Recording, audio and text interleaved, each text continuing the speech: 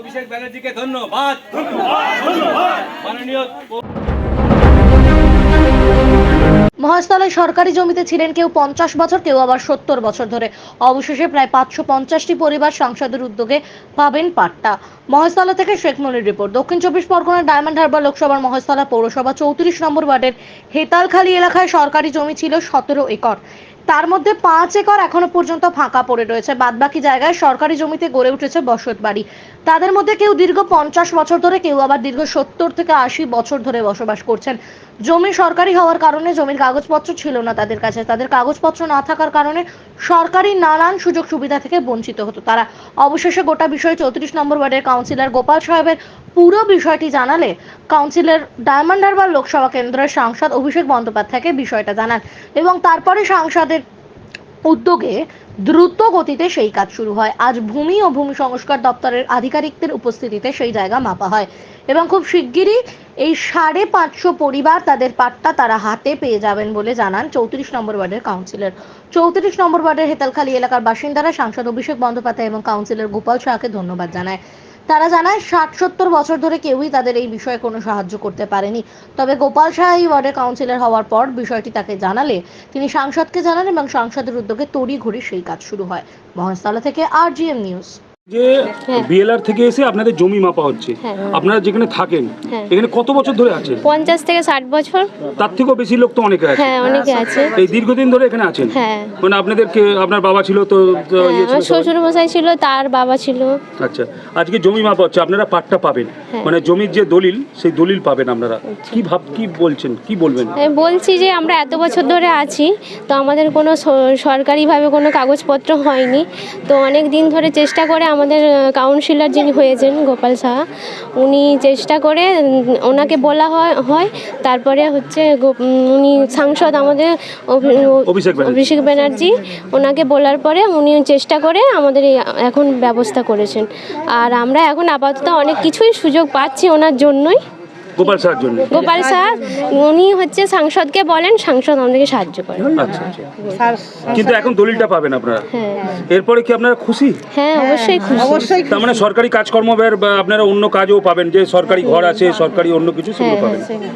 তাহলে আপনি এখন সংসদকে কি বলবেন? অবশ্য অনেক অসংখ্য ধন্যবাদ সবারই তরফ থেকে। আপনার নাম? সুবর্ণা অধিকারী। ঠিক। আপনাদের কি এখানে মানে যারা রয়েছেন জমির দলিল ছিল? না, কারোর দলিল টলিল কিছু ছিল না। আমরা অনেক বছর ধরে আছি।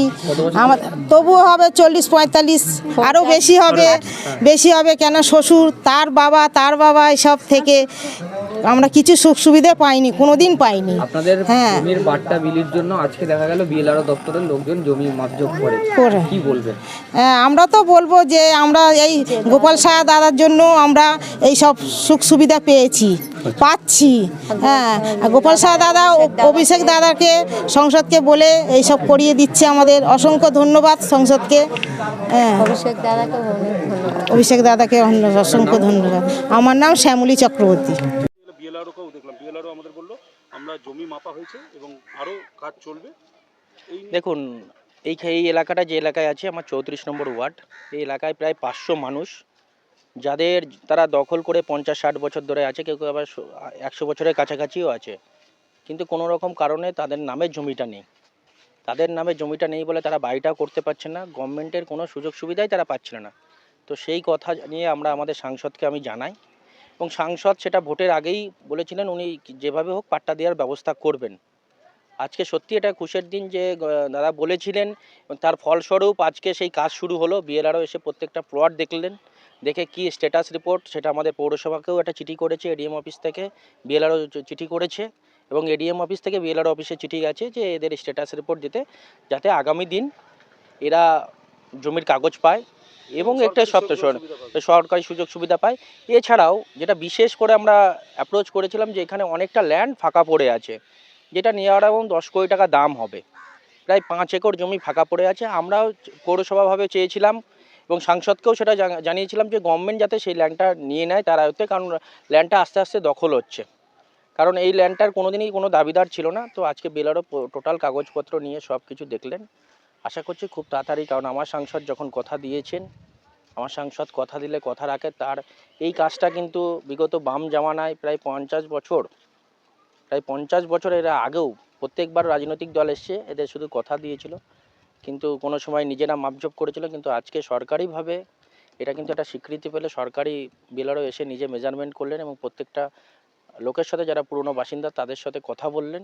এটা আমার খুব খুশির দিন, কারণ এরা যদি জায়গাটার মালিকানা পায় তাহলে এর থেকে বেশি, আমার থেকে বেশি কেউ খুশি হবে না। সাংসদকে আমার বিশেষ করে ধন্যবাদ যে সাংসদ এই না হওয়া কাজটা আছে কিন্তু করে দেখানোর একটা জায়গায় চলে এসেছে। আগামী দিন কিন্তু এদের আমার বিশ্বাস যে আমরা প্রত্যেককেই এখানকে যারা বসবাস করে, প্রায় 500 ফ্যামিলি, প্রায় 2000 লোক এখানে বসবাস করে, তাদের প্রত্যেককেই আমরা বাড়ির কাগজ, জমির কাগজ তাদের কিন্তু আমরা হাতে তুলে দেবো। কত একর জমির উপরে এই টোটাল জমিটা আছে প্রায় 17 একর। আচ্ছা, তার মধ্যে 5 থেকে 6 একর হয়তো প্যাকেন্ট পড়ে আছে, আর বাকি জমিতে প্রায় যারা বসবাস করছে 50 বছর, 60 বছর, আরও বেশি দিনও আছে, অনেকে বাড়ি প্রায় 550 বাড়ি আছে এই জমিটার মধ্যে দখল করে। সবাইকে পাট্টা দেওয়া হবে। সবাইকেই আমরা এটা প্রপোজাল পাঠিয়েছি। তবে এটা কি বিধানসভার আগে দিয়ে দেওয়া হয় বলে মনে হয়? না, অতদিন লাগবে না তার আগে? বিধানসভা, কারণ আমার দল, আমার সাংসদ ভোট দেখে রাজনীতি করে না। কারণ উনি দেখেছিলেন যে এখানে মানুষের সমস্যাগুলো উনি বুঝতে পেরেছিলেন যে এরা টালির বাড়ি করে থাকে, এরা যাতে আগামী দিনে সরকারি ঘর পায়, এরা কিন্তু যখন পাট্টাও পাবে এরা কিন্তু সরকারি ঘরটার জন্য এলিজেবল হয়ে যাবে।